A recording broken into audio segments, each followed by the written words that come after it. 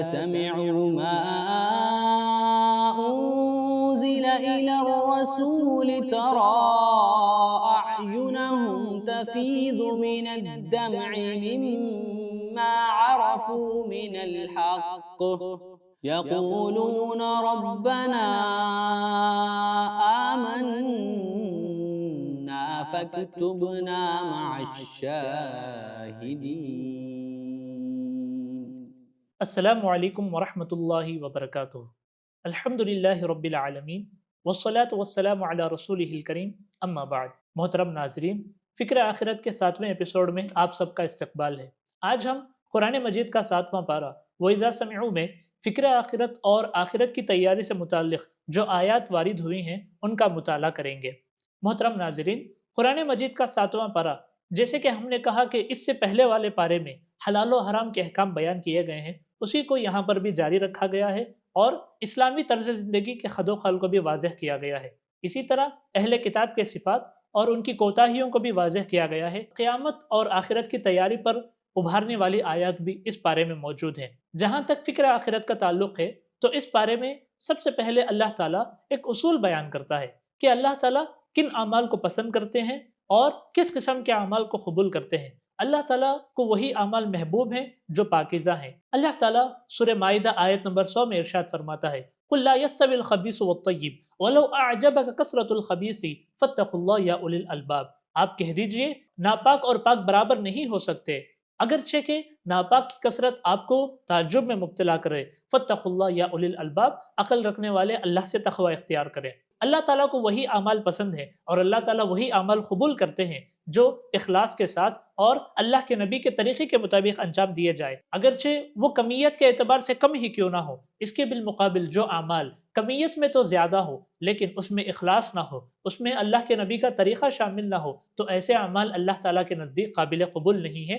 اس سے ہماری آخرت کی نجات ممکن نہیں ہے۔ جن اعمال میں اخلاص ہوتے ہیں اور جو اللہ کے نبی کے طریقے کے مطابق انجام دیے جائیں، اس سے ہماری آخرت کی کامیابی ممکن ہے۔ محترم ناظرین، دنیا میں بعض لوگ ایسے بھی ہوتے ہیں جو ہمیشہ دوسروں کی نگرانی کرتے رہتے ہیں، فلاں کے اعمال کیسے ہیں، فلاں کے عقیدے میں کیا کیا خرابی ہے۔ ایسے لوگوں کو متنبع کرتے ہوئے اللہ تعالیٰ سورہ مائدہ آیت نمبر 105 میں ارشاد فرماتا ہے یا ایھا الذین آمنوا علیکم انفسکم لا یضرکم من ضل اذا اہتدیتم الی اللہ مرجعکم فینبئکم بما کنتم تعملون۔ اے لوگوں جو ایمان لے آئے ہو، اپنے نفس کی فکر کرو، اپنے آپ کی فکر کرو، دوسروں کی گمراہی تمہیں کچھ نقصان نہیں پہنچائے گی اگر تم ہدایت یافتہ ہو۔ تم سب کو اللہ کی طرف لوٹ کر جانا ہے اور اللہ تعالیٰ تمہیں اپنے اعمال سے خبردار کر دے گا۔ اس آیت کا یہ مطلب نہیں ہے کہ ہم دوسروں کی اصلاح کی فکر نہ کریں اور دوسروں پر نہی عن المنکر کا فریضہ انجام نہ دیں۔ علیکم انفسکم میں یہ بات شامل ہے کہ ایک مومن پر جو جو ذمہ داریاں عائد ہوتی ہیں وہ اس کو اچھے طریقے سے انجام دے۔ انہی ذمہ داریوں میں سے ایک ذمہ داری یہ بھی ہے کہ لوگوں کو برائی سے روکیں۔ ہماری ذمہ داری یہ ہے کہ ہم دوسروں کو برائی سے روکیں اور دوسروں کی اصلاح کی فکر بھی کریں۔ لیکن جو لوگ اپنے آپ کو بھول جاتے ہیں اور اپنی آخرت کی تیاری نہیں کرتے، ایسے لوگوں کو اللہ تعالیٰ باخبر کر رہا ہے کہ الی اللہ مرجعکم، تم سب کو اللہ کی طرف لوٹ کر آنا ہے، تمہیں اپنے اعمال کا بدلہ ملے گا، اس لیے اپنی آخرت کی تیاری کرو۔ محترم ناظرین، جو لوگ دنیا میں اس بات کا انکار کرتے ہیں کہ انہیں اللہ سے ملنا ہے، ان لوگوں کا اخروی انجام اتنا برا ہوگا کہ جب ان پر اچانک سے قیامت ٹوٹ پڑے گی تو وہ پکار اٹھیں گے قالوا یا حسرتنا علی ما فرطنا فیہا، کیسی غفلت ہم سے ہو گئی۔ اللہ کے ان نشانیوں کو آخرت میں دیکھنے کے بعد آدمی افسوس کرے تو اس کے حق میں یہ چیز کچھ فائدہ نہیں پہنچائے گی۔ اس کے لیے اسی میں بھلائی ہے کہ آدمی دنیا ہی میں اپنی آخرت کے لیے تیاری کرے۔ وہاں پر افسوس کرنا، وہاں پر پچھتاوا کرنا آدمی کو کچھ فائدہ نہیں پہنچائے گا۔ لیکن یہ جو دنیاوی زندگی ہے، یہ جو دنیا میں انسان کو مہلت دی گئی ہے، اگر وہ اس کا صحیح استعمال کرے، اگر وہ اس میں اپنے آخرت کی تیاری کر لے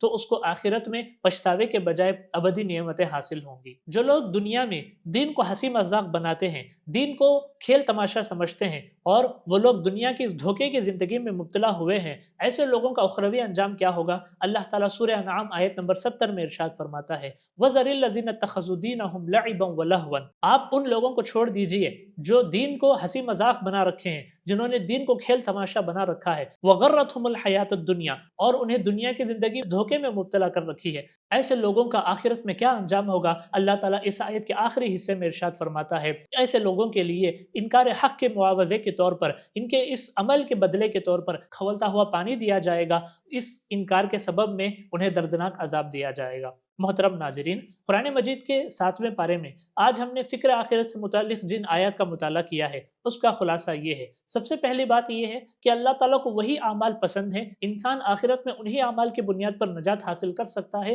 جو اخلاص کے ساتھ اللہ کی رضا کے لیے اور اللہ کے نبی کے بتائے ہوئے طریقے کے مطابق ادا کیا جائے۔ دوسری بات یہ ہے کہ جو لوگ دوسروں کی فکر کرتے ہیں انہیں چاہیے کہ وہ سب سے پہلے اپنے آخرت کی فکر کریں اور اپنے آخرت کی تیاری کریں۔ تیسری بات یہ ہے کہ جو لوگ اس بات کا انکار کرتے ہیں کہ اللہ سے ان کی ملاقات ہوگی اور انہیں اپنے اعمال کا انجام ملے گا، ایسے لوگوں کے اخروی انجام کو اللہ تعالیٰ بیان کرتا ہے اور خبردار کرتا ہے کہ دنیا ہی میں اپنی آخرت کی تیاری کر لو، آخرت میں پچھتاوا انسان کو کچھ فائدہ نہیں پہنچائے گا۔ چوتھی بات یہ ہے کہ جو لوگ دنیا میں اللہ کے دین کو مذاق بنا لیتے ہیں ان لوگوں کا اخروی انجام اتنا سخت ہوگا کہ اللہ تعالیٰ انہیں کھولتا ہوا پانی پینے کے لیے دے گا اور ان کے لیے دردناک عذاب ہے۔ اللہ تعالیٰ سے دعا ہے کہ اللہ تعالیٰ ہم سب کو دنیا ہی میں آخرت کی تیاری کر کے آخرت کے عذاب سے اپنے آپ کو بچانے کی توفیق عطا فرمائے، آمین۔ وآخر دعوانا ان الحمد للہ رب العالمین، والسلام علیکم ورحمۃ اللہ وبرکاتہ۔